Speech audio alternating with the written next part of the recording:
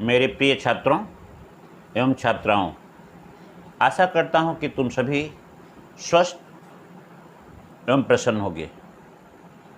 आज के इस वीडियो में मैं तुम्हें हिंदी साहित्य के गद्य भाग के भेड़े और भेड़िए नामक पाठ के कहानी का डिस्कशन करने जा रहा हूं।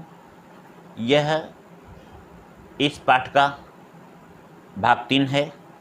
इसके लेखक हरिशंकर परसाई जी हैं, जो एक अच्छे व्यंग्यकार या व्यंग रचना करने वाले लेखक के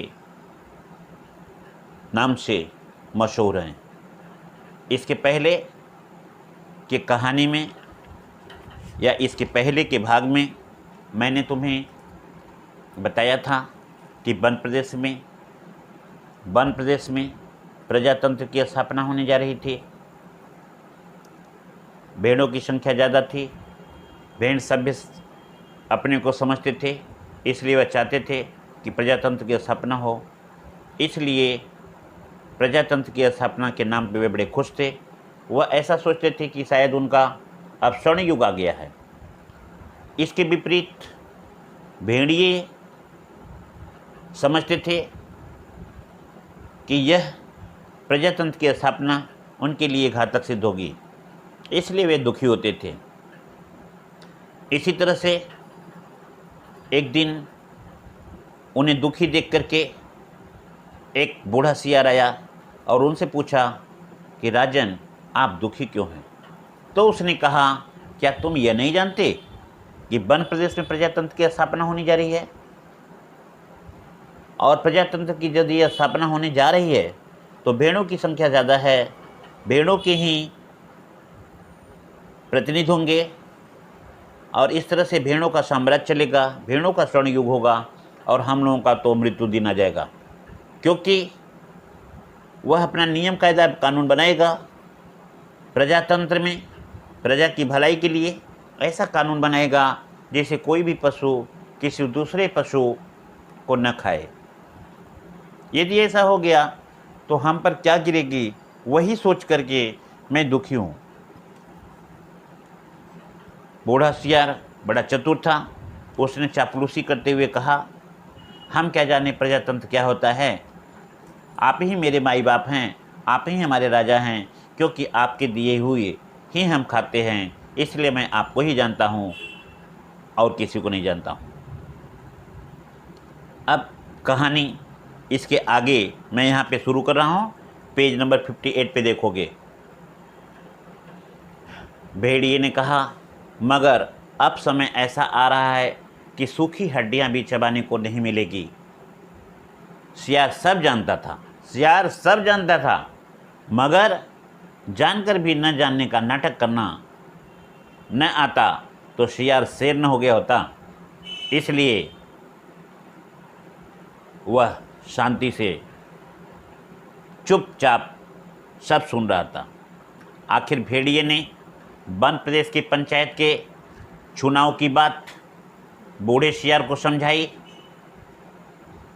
ध्यान देना, आखिर भेड़िए ने वन प्रदेश की पंचायत के चुनाव की बात बूढ़े सियार को समझाई और बड़े गिरे मन से कहा, चुनाव पास आता जा रहा है, अब यहाँ से भागने के सिवाय कोई चारा नहीं है। क्योंकि उसने बताया कि भेड़ों की संख्या 90% है। भेड़ों में से ही कोई उसका प्रतिनिधि होगा जो प्रजातंत्र की भलाई के लिए ऐसे ऐसे कानून बनाएगा कि हम जो भेड़ों को खाते हैं उनका शिकार करते हैं, शिकार करना बंद हो जाएगा। यदि शिकार करना बंद हो जाएगा तो हम खाएंगे क्या, और जब हम खाएंगे नहीं तो मर जाएंगे। इसलिए अपने जान को बचाने के लिए, जीवित रहने के लिए यहाँ से भागना ही पड़ेगा। लेकिन जाएं तो जाएं कहाँ? हम इस वन प्रदेश को छोड़ करके और कहाँ जाएंगे? सियार ने कहा, मालिक, सर्कस में भर्ती हो जाइए। भेड़िए ने कहा, अरे वहाँ भी शेर और रिछ को तो ले लेते हैं। हम इतने बदनाम हैं कि हमें वहाँ भी कोई नहीं पूछता, अर्थात हम सर्कस में भी नहीं जा पाएंगे। सर्कस में भी मुझे खाने पीने के लिए कोई पूछने वाला नहीं है, इसलिए हम सर्कस में नहीं जा पाएंगे। तो शियार ने खूब सोच करके कहा, महाराज तो अजायब घर चले जाइए। अजायब घर माने चिड़ियाखाना। चिड़ियाखाना में चले जाइए, वहाँ पे आपका राज हो जाएगा। वहाँ पे तरह तरह के पदार्थ आपको खाने के लिए मिलेंगे, आपकी सेवा होगी। भेड़िए ने कहा, अरे वहाँ भी जगह नहीं है। सुना है वहाँ तो आदमी रखे जाने लगे हैं। चिड़ियाखाना में, चिड़ियाघर में आदमी रखे जाने लगे हैं, भेड़िए को कौन पूछता है। बूढ़ा सियार अब ध्यानमग्न हो गया। उसने एक आंख बंद की, नीचे के ओठ को ऊपर के दांत से दबाया और एक टक आकाश की तरह देखने लगा। आकाश की तरह ऐसे करके देखने लगा। फिर बोला, बस सब समझ में आ गया मालिक। अगर पंचायत में आप भेड़िया जात का बहुमत हो जाए तो वाह, क्या बात करता है। कहता है, मालिक यदि पंचायत में आप भेड़िए का बहुमत हो जाए तो कैसा होगा। भेड़िया चिढ़ करके बोला। भेड़िया को तो गुस्सा आ रहा था इस बात को सुन करके। वह कुछ न कुछ उल्टा पुल्टा बोलता जा रहा है। वह कह रहा है, कहाँ की आसमानी बातें करता है। अरे हमारी जात कुल 10% है। 10% माने 10% है। भेड़ तथा अन्य छोटे पशु 90% हैं। भला वे हमें काहे को चुनेंगे। अरे कहीं जिंदगी अपनी मौत को बुलाती है। कहने का तात्पर्य, उनको क्या कोई कुत्ता काटा है जो हमें चुन करके अपने जीवन को नष्ट करेंगे। ऐसा नहीं हो सकता। मगर हाँ, ऐसा हो सकता तो क्या बात थी।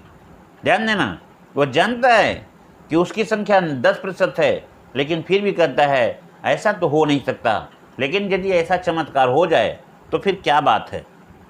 बूढ़ा सियार बोला, आप खिन्न मत होइए सरकार, एक दिन का समय दीजिए, कल तक कोई योजना बन ही जाएगी।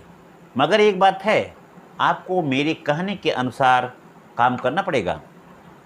मुसीबत में फंसे भेड़िए ने आखिर सियार को अपना गुरु मान ही लिया और आज्ञा पालन की शपथ ली। इसी को कहते हैं, क्या कहते हैं कि जब मुसीबत आती है तो मौके पर गधे को भी बाप कहना पड़ता है। और यही बात आज भेड़िए के लिए साबित होती है सत्य, क्योंकि भेड़िया सब पर हुकूमत करता था, आज सियार उसको समझा रहा है, तो अब वह उसके बात को मानने के लिए विवश है। दूसरे दिन बूढ़ा सियार अपने 3 सियारों को लेकर आया।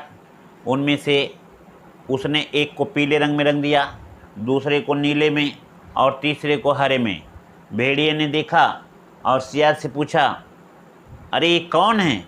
बूढ़ा सियार बोला, ये भी सियार हैं सरकार, मगर ये ऐसे वैसे सियार नहीं हैं, ये रंगे सियार हैं। आपकी सेवा करेंगे, आपके चुनाव का प्रचार करेंगे। भेड़िए ने शंका की, मगर इनकी बात मानेगा कौन। ये तो वैसे ही छल कपट के लिए बदनाम हैं। सियार को सब कहते हैं बड़े चालाक होते हैं, तो इनकी बात कौन मानेगा।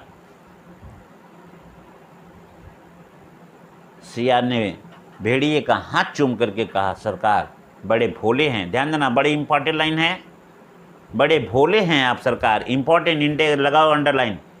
अरे मालिक, रूप रंग बदल देने से तो सुना है आदमी तक बदल जाते हैं, फिर ये तो सियार हैं, ये तो सियार हैं।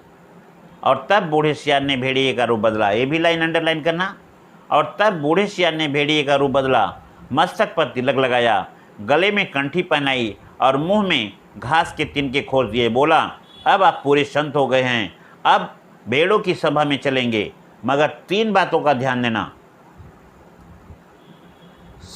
बूढ़े सियार ने भेड़िए को समझाते हुए कहा, मगर 3 बातों का ख्याल रखना, अपनी हिंसक आंखों को कभी ऊपर मत उठाना। अपनी हिंसक आंखों को कभी ऊपर मत उठाना, हमेशा जमीन की ओर देखना और कुछ मत बोलना, नहीं तो सब पोल खुल जाएगी और वहाँ बहुत सी भेड़ें आएंगी, सुंदर सुंदर, मुलायम मुलायम, कोमल कोमल, कहीं किसी को तोड़ करके मत खाना। भेड़िए ने पूछा, लेकिन ये रंगे सियार क्या करेंगे, ये किस काम आएंगे? बूढ़ा सियार बोला, ये बड़े काम के हैं मालिक, आपका सारा प्रचार तो यही करेंगे, इन्हीं के बल पर आप चुनाव लड़ेंगे। यह पीला वाला सियार बड़ा विद्वान है, अंडरलाइन करना इसको, यह पीला वाला सियार बड़ा विद्वान है, विचारक है, कवि भी है, लेखक भी है। वाह, जैसे मैं तुमको किसी की रचना में बताता हूँ कि कवि थे, लेखक थे, साहित्यकार थे, तमाम प्रकार की विशेषताओं का जब मैं तुमको वर्णन करता हूँ, जैसा कि तुम जानते हो, ध्यान देना, रविन्द्रनाथ टैगोर हमारे ऐसे संत महाकवि हैं जो विश्व के सबसे पहले भारत में पाए जाने वाले सबसे बड़े पुरस्कार नोबेल को पाए थे। रविन्द्रनाथ टैगोर के विषय में कहा जाता है, वह साहित्यकार थे, वह कवि थे, लेखक थे, उपन्यासकार थे, वह नर्तक थे, चित्रकार थे, मनीषी स्वभाव के थे, अर्थात मुनि थे, ऋषि थे, महर्षि थे, यहाँ तक कि वह क्या नहीं थे, यहाँ तक कि वह क्या नहीं थे, अर्थात रविन्द्रनाथ टैगोर में, कवि गुरु रविन्द्रनाथ टैगोर में सभी प्रकार की विशेषताएं, सभी प्रकार की खूबियाँ, अच्छाइयाँ भरी हुई थी। इसीलिए वह किसी भी पद से संबोधित किए जाते हैं। इतना ही नहीं, उस जमाने में भी अंग्रेज़ों ने भी उनका लोहा माना और उन्हें सर की उपाधि दी थी। तो ध्यान देना, इस तरह से उपाधियां मिलती रहती हैं। जो सच्चे अच्छे होते हैं उनको तो मिलता रहता है और इनका बड़ा ही इज्जत होता है, चाहे कवि हो, चाहे गुरु हो, अध्यापक हो, डॉक्टर हो, काबलर हो, मासन हो, कोई भी व्यक्ति हो। ध्यान देना, समाज का कोई भी प्राणी जिसमें कुछ कलाएं होती हैं, वह विशेष अपनी विशेषताओं से पूजा जाता है, अपनी गुणों से जाना जाता है। यहाँ भी सियार को कह रहा है, वह कवि भी है, लेखक भी है, इसलिए इसकी बात को सम्मानेंगे। नीला सियार नेता है और पत्रकार है। तुम्हें तो मालूम है, ध्यान देना, पत्रकारिता कितनी बड़ी भूमिका निभाती है। जो एक छोटे से समाचार को पूरे विश्व में फैला देती है, वह है हमारा समाचार पत्र, मीडिया। तो इस तरह से ये जो नीला सियार है, यह नेता भी है और पत्रकार भी है। हरा सियार धर्मगुरु। ध्यान देना, धर्मगुरु, गुरु को तो जानते हो, धर्मगुरु तो और भी महान हैं, जैसे पोप धर्मगुरु थे। इस तरह से ये धर्मगुरु है हरा सियार। अब चलिए, अब विलंब न कीजिए। तब कहता है भेड़िया, जरा ठहरो। बूढ़े सियार को रोका। कवि, लेखक, नेता, विचारक, ये तो सुना है, बड़े अच्छे लोग होते हैं, और ये तीनों, बात काट करके सियार बोला, ये तीनों सच्चे नहीं हैं, रंगे हुए हैं महाराज जी। अब चलिए, देर मत करिए। और वे चल दिए। आगे बूढ़ा सियार, उसके पीछे रंगे सियारों के बीच भेड़िया चल रहा था। मस्तक पर तिलक, गले में कंठी माला, मुख में घास के तिनके, धीरे धीरे चल रहा था। अत्यंत गंभीरतापूर्वक सिर को झुकाए विनय की मूर्ति जैसे कोई बढ़िया आदमी, सच्चा इंसान, बड़ा दयालु चल रहा था। उधर एक स्थान पर सहस्त्रों भेड़ें इकट्ठी हो गई थी उस संत के दर्शन के लिए, जिसकी चर्चा बूढ़े सियार ने बहुत पहले से कर दी थी। जिस प्रकार से तुम देखते हो, नेता अभिनेता के आने पर 10 दिन, 15 दिन, महीनों तैयारियां पहले शुरू हो जाती है, उनके विषय में बातें होती रहती है। ठीक उसी प्रकार से आज भेड़ों के समाज में इस धर्मगुरुओं की चर्चा हो रही थी। चारों सियार भेड़िए की जय बोलते हुए भेड़ों के झुंड के पास आए। बूढ़े सियार ने एक बार जोर से संत भेड़िए की जय बोली। भेड़ों में सबसे पहले, ध्यान देना, भेड़ों में पहले से ही यहाँ कुछ बैठे सियारों ने जोर से जय जयकार की ध्वनि लगाई। भेड़ों ने देखा तो वे बोली, अरे भागो, ये तो भेड़िया है। जब भेड़ों ने देखा कि ये तो भेड़िया है तो उसने कहा भागो भागो। कहने का तात्पर्य इस सभा को हमको नहीं देखना है। तुरंत बूढ़े सियार ने उन्हें रोक करके कहा, भाइयों और बहनों, अब भय मत करो, अब भय मत करो। भेड़िया राजा भेड़िया नहीं है, बल्कि भेड़िया अब संत हो गया है। उन्होंने हिंसा बिल्कुल छोड़ दी है, उनमें बहुत सारे परिवर्तन हो गए हैं। मैं उसे तुम्हें बता रहा हूँ। उनका हृदय परिवर्तन हो गया है। वह आज 7 दिनों से घास खा रहे हैं, रात दिन भगवान के भजन और परोपकार में लगे हैं। उन्होंने अपना जीवन जीव मात्र की सेवा के लिए संकल्प कर दिया है। अब वे किसी का दिल नहीं दुखाते हैं और वह अब यह सोचते हैं कि वह जितना अपने जीवन में पाप किए हैं, भेड़ों को सताए हैं, छोटे मोटे जीवों को हिंसा का शिकार बनाए हैं, अब उसका वह प्रायश्चित करना चाहते हैं। अब वह अपना पूरा बचा हुआ जीवन उनके लिए समर्पित करना चाहते हैं। अब वे किसी का दिल नहीं दुखाते हैं, किसी का रोम रोम तक नहीं छूते हैं। भेड़ों से उन्हें विशेष प्रेम हो गया है। इस जाति ने जो कष्ट सहे हैं उनको याद करके वह उनका प्रायश्चित करना चाहते हैं। इस तरह से वह संत बन चुके हैं। इतना कहते ही भेड़िए के आंखों में आंसू आ जाते हैं। ऐसा लगता है कि वह दिखा रहा है कि वह संत हो चुका है। उनकी अपनी भेड़िया जाति ने जो अत्याचार आप पर किए हैं उनके कारण भेड़िया संत का माथा लज्जा से झुका हुआ है। ध्यान देना, वो तो पहले ही से बता दिया था कि सिर को ऊपर मत करना। ठीक उसी तरह से भेड़िया नीचे सिर को लटकाए हुआ है और बूढ़ा सियार कहता है, देखिए वह जितना दुष्कर्म तुम लोगों के साथ भी किया हुआ है उसके लिए उसका माथा झुका हुआ है। अब वह प्रायश्चित करना चाहता है। आज सवेरे की ही बात है कि एक मासूम भेड़ के बच्चे के पाँव में कांटा लग गया था, तो भेड़िए संत ने उसे दांतों से निकाला, अपने दांतों से। पर जब यह बेचारा कष्ट से चल बसा तो भेड़िया संत ने सम्मानपूर्वक उनकी अंत्येष्टि क्रिया कर दी। ध्यान देना, यहाँ पे व्यंग है कि वह अपने दांतों से निकाला। कहने का मतलब दांतों से उसने उसको घायल किया और जब वह मर गया तो भेड़िया उसको खा गया। यही सम्मानपूर्वक उसकी अंत्येष्टि क्रिया का कहने का तात्पर्य है। अब तो वे सर्वस्व त्याग चुके हैं। अब आप उनके भय मत करें, उन्हें अपना भाई समझे। सब मिल कर के बोलो, संत भेड़िया की जय। भेड़िया जी अभी तक उसी तरह गर्दन डाले विनय की मूर्ति बने बैठे थे।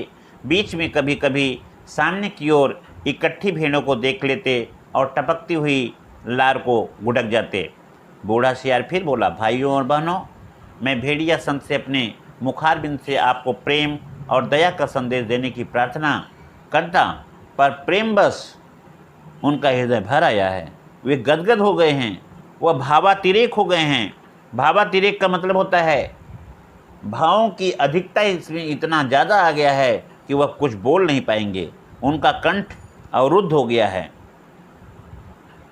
अब आप इन तीनों रंगीन प्राणियों को देखिए, आप इन्हें न पहचान पाए होंगे। पहचानेंगे कभी कैसे? ये इस लोक के तो जीव हैं नहीं, ये तो दूसरे लोक के हैं, अर्थात स्वर्ग के देवता हैं जो हमें सदुपदेश देने के लिए पृथ्वी पर उतरे हैं। ये पीले विचारक और कवि हैं, लेखक हैं, नीले नेता और स्वर्ग के पत्रकार हैं और हरे वाले धर्मगुरु हैं। अब कविराज आपको स्वर्ग संगीत सुनाएंगे। हाँ कवि जी, तो बोलिए। पीले सियार को हुआ हुआ के सिवा और तो कुछ आता नहीं था। हुआ हुआ चिल्ला दिया। शेष सियार भी हुआ हुआ बोल उठे। बूढ़े सियार ने आँख के इशारे से शेष सियारों को मना किया और चतुराई से बात को यूँ कह करके संभाला, भाई कवि जी कोरस में गीत गाते हैं, कवि जी कोरस में गीत गाते हैं। ध्यान देना, क्योंकि आप लोग तो उनकी भाषा समझ नहीं पाएंगे, इसलिए वह ऐसी भाषा गाएंगे जिसे आप रोज़ सुनते हैं, समझते हैं, इसीलिए वह कोरस में गा रहे हैं। कवि की बात समझ में कभी आए? यदि कवि की बात सबको समझ में ही आ जाए तो काहे का कवि? अर्थात कवि की बात जो है बहुत कठिन होती है, उसको समझना इतना सरल नहीं है। हम लोगों के लिए तो और भी मुश्किल है, इसलिए कवि कोरस में गा रहे हैं। जैसे स्वर्ग में परमात्मा, वैसे ही पृथ्वी पर भेड़िया है। ए भेड़िया जी महान हैं, आप सर्वत्र व्याप्त हैं, सर्वशक्तिमान हैं। प्रातः आपके मस्तक पर तिलक करती है, शाम को उषा आपका मुख चूमती है, पवन आप पर पंखा करती है और रात्रि आपकी ज्योति लक्ष्य खंड होकर के आकाश में तारे बनकर के चमकती है। हे विराट, आपके चरणों में इस क्षुद्र का प्रणाम। फिर नीले रंग के सियार ने कहा, निर्बलों की रक्षा बलवान ही कर सकते हैं। भेड़ें कोमल हैं, निर्बल हैं, अपनी रक्षा नहीं कर सकती। भेड़ें बलवान हैं, ध्यान देना, भेड़ें अपनी रक्षा नहीं कर सकती है, लेकिन भेड़िए बलवान हैं, ये आपकी रक्षा करेंगे। उनके हाथ में अपने हितों को छोड़ करके निश्चिंत हो जाइए, वे भी तुम्हारे भाई हैं, आप एक ही जात के हो, तुम भेड़ व भेड़िया। कितना कम अंतर है। बेचारा भेड़िया व्यर्थ ही बदनाम कर दिया जाता है, वह तो भेड़ों को खाता है। अरे खाते हैं कोई और, हड्डियां उनके द्वार पर फेंक जाते हैं, ये तो बेचारे व्यर्थ में बदनाम होते हैं। इस तरह से उनको समझा दिया। भेड़िए बलवान होते हैं, यदि तुम पर कोई अन्याय होगा तो डट करके वह उसका मुकाबला करेंगे। इस तरह से बोलो, संत भेड़िया की जय। फिर हरे रंग के धर्मगुरु ने उपदेश दिया, जो यहाँ त्याग करेगा वह उस लोक में पाएगा, जो यहाँ दुख भोगेगा वह वहाँ सुख पाएगा, जो यहाँ राजा बनेगा वह स्वर्गलोक में राजा खुद बनेगा। भेड़िए को ओढ़ दो, वे दानी हैं, परोपकारी हैं, संत हैं, मैं उनको प्रणाम करता हूँ। यह एक भेड़िए की कथा नहीं है, यह सब भेड़ियों की कथा है। सब जगह इस प्रकार प्रचार हो गया और भेड़ों को विश्वास हो गया कि भेड़िए से बड़ा उनका कोई ही चिंतक नहीं है, इनका हित रक्षक नहीं है। इसलिए सभी भेड़ों ने मिल कर के भेड़िए को राजा बना दिया। और जब वह भेड़िया पंचायत में चुन करके प्रतिनिधि बन गया तो वह भेड़ों की भलाई के लिए पहला कानून यह बनाया। क्या बनाया? ध्यान से सुनना, यहाँ नीचे अंडरलाइन करना। हर भेड़िए का सवेरे नाश्ते के लिए भेड़ का एक मुलायम बच्चा दिया जाए।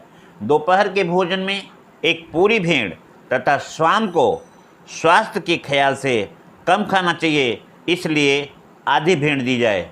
इस तरह से यह कहानी जो व्यंग्यात्मक थी पूरी हुई। आशा करता हूँ कि तुम सभी को समझ में आया होगा।